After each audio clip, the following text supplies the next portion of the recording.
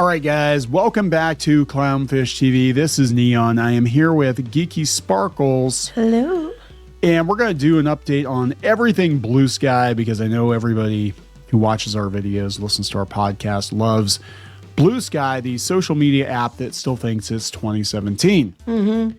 So we're going to talk about a little bit of an update on the NFL situation, and then we're going to talk about how they're going to try to compete with TikTok now, and then we're going to talk about the purity test, the purity spiral on Bluesky, and how even people that are on the left are like, yeah, Bluesky is pretty bad. Like, you have to be very pure to post on that platform, according to them. The platform that calls everybody a Nazi. Mm-hmm. And then we're going to talk about BuzzFeed also trying to get into social media now because they're that desperate. So before we get into it any further, please subscribe for more pop culture news, views, and rants, guys. You'll get a woohoo if you do. Woohoo. Go out to clownfishminus.com. Check out the Plus Club. Check out the merchandise. We do not have a Bluesky account. I'm very sorry to disappoint you. I actually have a personal one that I don't do anything with. I just use it to, check out like comics news because everybody's moved over there, right? All the far left people, yeah. Yeah. So it's look, I'll be honest. Bluesky is okay if you go over there and you curate your feed and you only want to look at artwork and like game news or whatever it is or kittens. But the default is definitely far left politics. Oh yeah, if you sign up, that's exactly what they start throwing at you. Yep. Right from the get-go. And they're talking about now they're at like 30 million people on Bluesky, which sounds like a lot, but they've only gone up like 5 million in the last couple months. Mm-hmm. So I think everybody that's on Bluesky that wants to be on Bluesky is already on Bluesky. But we talked about this. They're not happy about NFL teams not being allowed to have Bluesky accounts over there because apparently they have a deal with X or something like that.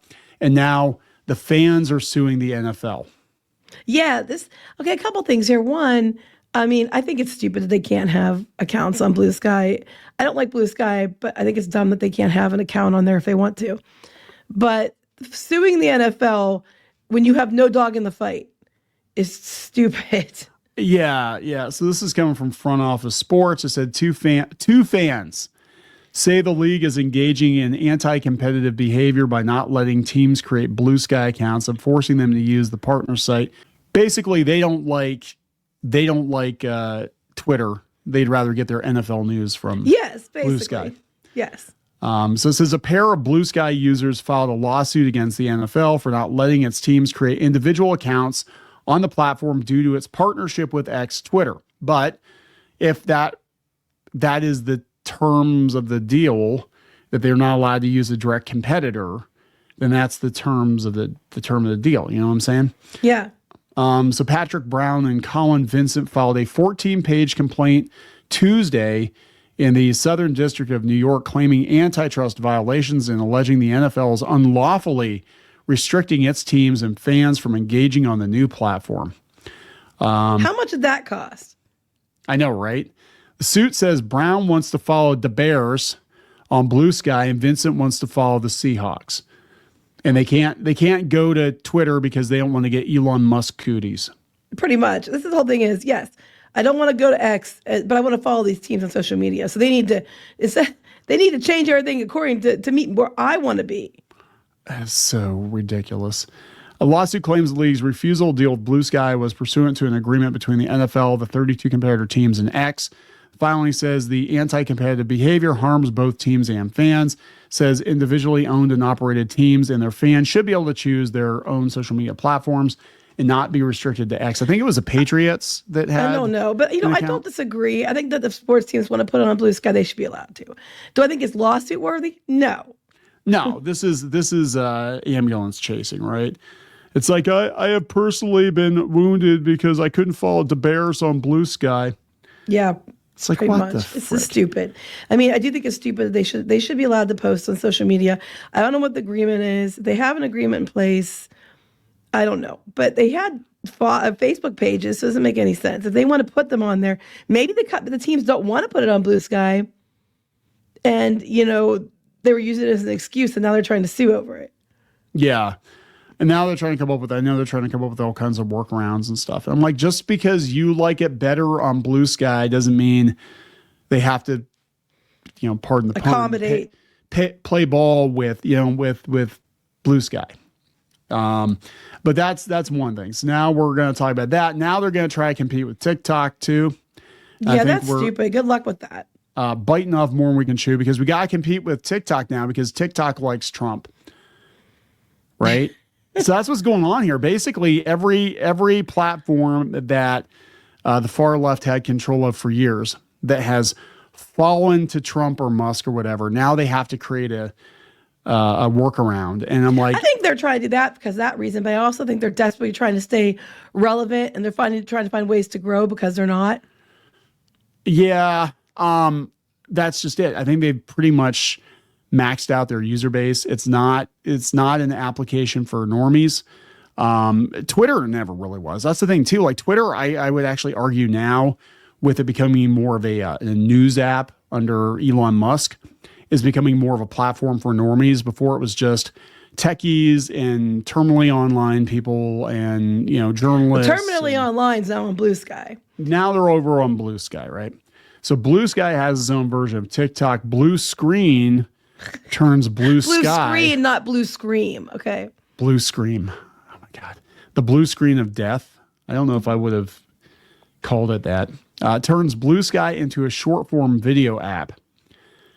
So Blue Screen for Blue Sky. It's a Blue Sky client with one purpose. It identifies the videos from your Blue Sky feed and delivers them to you in a TikTok style endless scrolling interface. So it's like a third party thing.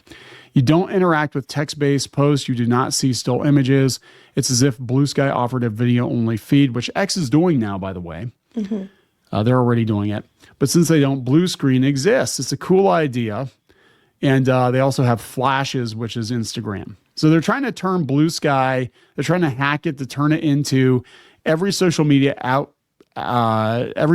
platform, right, that has capitulated, as they like to say, bent the knee to Trump.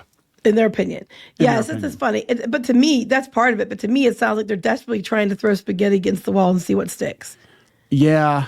I think it's a combination. I think they both can be true simultaneously. So let's talk about the biggest problem with Blue Sky. Regardless of your own political affiliation, this guy, and I'm not trying to put him on blast. He's got his own Substack, but he said that he is definitely left wing. He definitely hates Trump. But every time he posts a link on Blue Sky that they don't approve of, he gets dogpiled. Yes, that's because you took that mentality and then you rewarded it.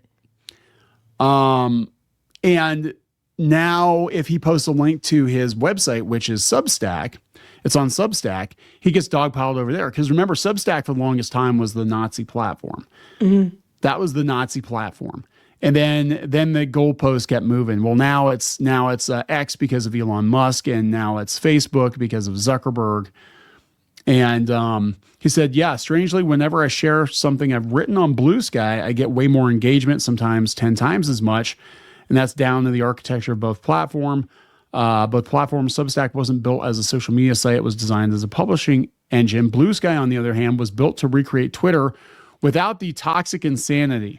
Oh, no, it's toxic insanity is far worse on Blue Sky. Now it is. That was the original intention. That's why Jack Dorsey stepped down, because he was like, yeah, it's literally just turning into Twitter. Every time I share a Substack piece on Blue Sky, there's one response I can almost guarantee. Someone will tell me I shouldn't be publishing on Substack. Right. There's a belief, not super widely held, but wide enough and fervently so, Substack has a Nazi problem. No, that was a very mainstream thing being perpetuated by journalists. They were targeted by journalists, yes, until the journalists wanted to use it. Right. Oh, yeah. I was so pissed about that, because wasn't Taylor Lorenz one of the ones that was like, Substack has a Nazi problem? Then she's like, follow me on Substack. I don't remember. It probably is. I don't remember for sure. I remember they were attacking comic book artists who were taking the Substack comics deals when they had those. Yeah. And, Yeah, that was a whole thing. It is not super widely held now, but 2 or 3 years ago, if you published on Substack, it was just like being a an X user. It was like Right. you were a dirty Nazi, and you were not, because some of the people That was had prior to Musk buying X. So that was like you were like, you couldn't come anywhere near you that on Substack before Twitter. Yeah, yeah. He even admits he did it himself. And to be fair, there are some deeply unpleasant people publishing here, just as there are on every large platform. Yeah. Yes, that means people can publish and profit from things I find pretty reprehensible. Some are certainly Nazi adjacent. In your opinion, I would be careful with that one, dude. Yeah, there's some full service fascist monsters. There's no denying. Are they fascist monsters because they voted for Trump? Because so far, you're a Nazi and a fascist if you voted for Trump. That's basically all you had to do. Not liking a cartoon makes you those things too.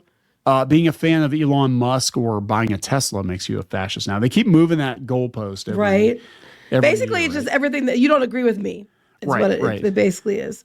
Substack makes money off of them, but here's where I struggle with the argument that being here means endorsing them. Okay, this is interesting because this is going to apply to X as well and to Facebook as well. Here's where I struggle with the argument that being here means you're endorsing them. If you're on any major platform, Facebook, Instagram, Reddit, and Bluesky, you're hanging out with some genuinely vile people.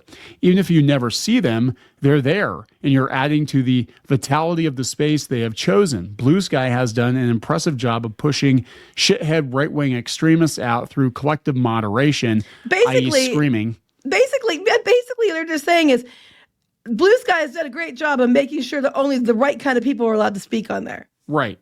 They did a great job of being a discriminatory bunch of losers. That's what he's basically saying. Yeah. There's a culture of mass blocking, but no platform is free from the worst human beings imaginable. That is actually true. It doesn't matter. You have any kind of public forum, and it's going to attract terminally online people. And a lot it has definitely attracted the worst human beings imaginable because the extremes are definitely over there. He said, if I could be fucked, spoiler, I can't. I bet I could find any good number of really ugly, terrible, no good, very bad shitheads on Bluesky. Because by that means you voted opposite this person. Right.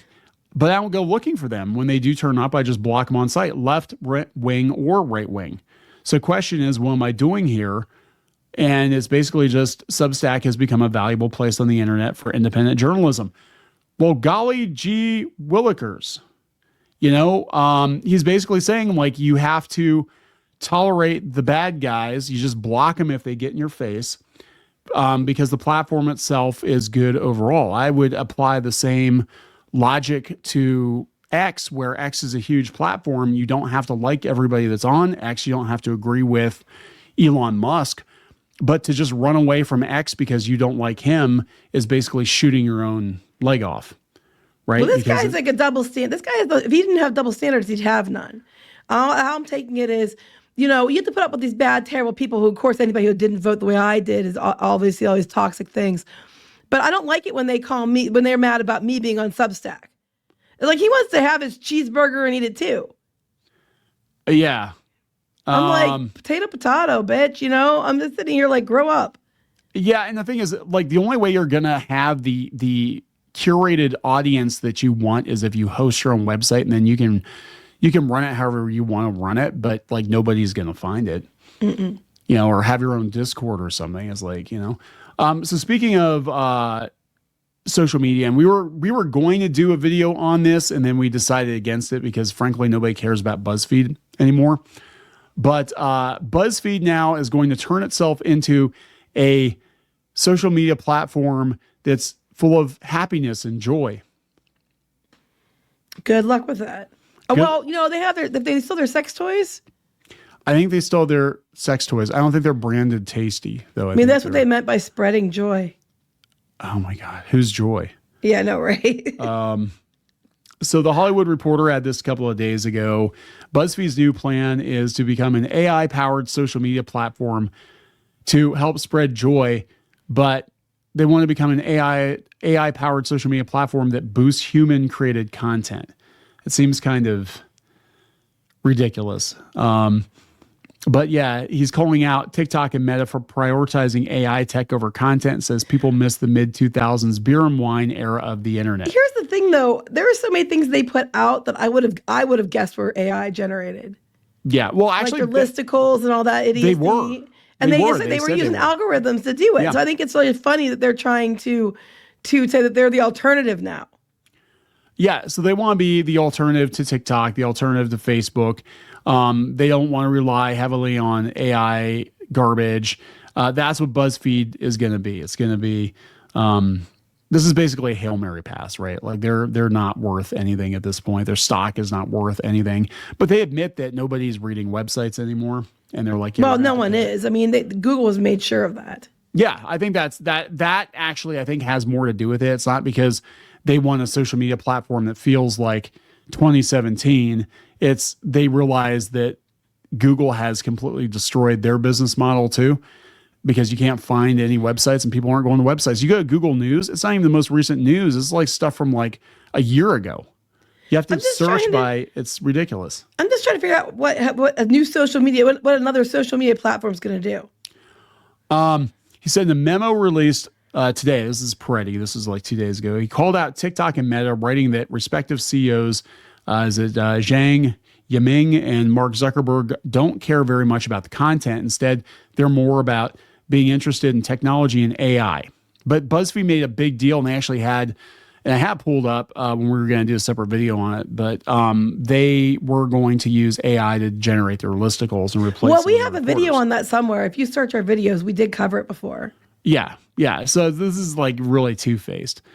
TikTok was successful launching in countries where team building and apps did not even speak the local language or have any understanding of content. Meta employees who used to be involved in shaping content policy have effectively been replaced by AI. In his memo, Peretti calls out social media platforms for prioritizing what he describes as content with exaggerated stakes that manufacture anger and provoke fear, among other negative emotions, in order to retain user attention. But that's what BuzzFeed did. That's how they built their business. But it's true, though. I mean, a lot of social media deliberately try to do whatever is going to make you engage the most. Oh, God. Yeah, so BuzzFeed's not worth much now. And Soros manages it. And it's just like, they're just trying desperately. This is desperation, yeah. Desperation, but they're kind of like, I mean, is this what's going on now? Like, hey, guys, you don't like X, you don't like Facebook? Well, we're going to create an alternative to them. And I'm like, how many damn social media platforms do you expect people to use? Well, I know that's one thing, but here's the thing. You know, I appreciate the idea. You want to keep it more positive. I do. But other social media platforms have tried that. And at the end of the day, as sad as it is, outrage is more engaging. Like, I personally rather watch cat videos all day, but that's me. A lot of people just want to have something to spark anger. I think we've been so trained to be angry and upset that if we don't get that, we feel like we're missing something or something's wrong. You know what? That is true. There is some truth to that, because I know, like, now that things are kind of going back to normal, right? We're so gun shy. Like, what is normal? Like, do we remember normal? Do we remember what it was like to not go on the internet and immediately get angry at some stupid shit that's being thrown in your face? Because it used to be like people would go on Facebook to catch up with friends or family, or see, you know, like you said, the funny cat videos. Same with Twitter and YouTube and all that stuff. It was about, you know, entertainment. Now it's like, you know, if you're not constantly being provoked or outraged or whatever, it's like, you know, is something wrong? Is it, you know, right? What I'm saying? I think that they want that. The reason you get all this negative stuff is because people are more inclined to engage with the negative than the positive. And I think we've been trained to do that, and they've used it for years. And as long as you're fighting each other, you're still fighting and you're still engaged. Like, for example, Right. On Facebook, there was a local group, and this one person is on there constantly starting political stuff, anti-Trump political stuff. Like, I swear to God, they have no life. So when I called them out on it and said, do you guys like not have a life, or why are you doing this? They flat out said it's their job to go around and do this. And I think they're being paid to do this for engagement purposes. And that's just it. They're using negativity or things that are going to be very polarizing to try people fighting with each other. and you're easier to control, Yeah. and it's easier to get things past you when you're too busy fighting each other to look around you. But people are so used to being that they're fighting each other because the way the media has been, the way social media has been, that if they aren't fighting each other, they feel like there's something wrong. Like, if I'm not outraged, I have to go find something to make me mad so I feel alive today. Isn't it? It's almost like, building up a tolerance for spicy food. Kinda. Like you have it's to. Spice in some level. You got to have spice. Like, I mean, I have a hard time eating anything that doesn't have some kind of a kick to it now. And I'm like, have we gotten to a point where it's like everybody has worked their way up to like ghost pepper levels of outrage? Yeah. And you got to get that next hit, and it's harder to get the next hit because, once you go past ghost pepper, it's just like now we're just talking about burning your insides out. I would love to see social media that was more positive and upbeat and more about joy. I always try to share stuff like on TikTok, well, Twitter, I mean, it's X, whatever they call it now. I try to share things like cute animal videos and things all the time, or like positive, uplifting things, because sometimes you just need that. Now they call that timeline cleansing. I'm like, it's just like what it used to be way more positive, but outrage is so much easier to sell and to swallow. Yeah, it's, I don't know. I don't know if we can putting that genie back in the bottle. I don't know if we can do it. I think a lot of people are, if these platforms are dying, I think a lot of people are just turning off the internet completely because they're just like... I don't know. I just don't think it's a BuzzFeed. I don't associate BuzzFeed with positivity and good things. No. And two, this is desperation, and just stop. Just stop. just stop. Yeah, they'll say we're here to spread joy, and then it'll become another Bluesky or something. But weren't they one of the ones trying to buy TikTok? Was BuzzFeed one of the ones that were trying to make a play for that? I think they were trying to, but they don't have 2 cents. They don't have the money. No, they don't have the money. They got the Huffington Post and stuff on stock options. I mean, yeah, it's there. Well, and that was because Peretti, I guess, was one of the founders of Huffington Post. But as was Breitbart, which I was surprised. I didn't realize that Andrew Breitbart was one of the founders. Back when people used to, even if they had different opinions, they used to actually get along somewhat, or at least the best way to reach everyone is to have different opinions on the same site. Right. Anyway, we're going to wrap this up. Yep. Okay, so please subscribe for more pop culture news, views, and rants, guys. We'll talk later. Bye.